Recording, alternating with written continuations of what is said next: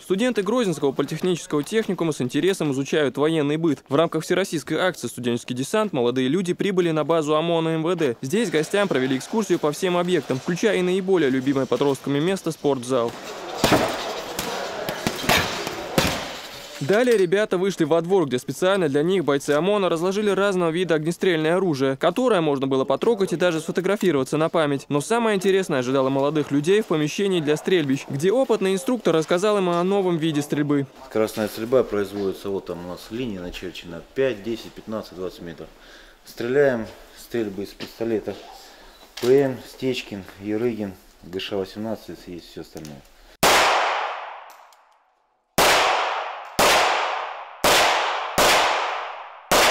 Одним из тех, кто прибыл на экскурсию и не смог не проверить свои силы, студент 3-го курса Александр Четников. Попросив разрешения командира на прохождение полосы препятствий, парень преодолел всевозможные барьеры и даже бросил гранату в окно захваченного преступниками помещения. Поставленной задачей успешно справился. Не без гордости, говорит молодой человек.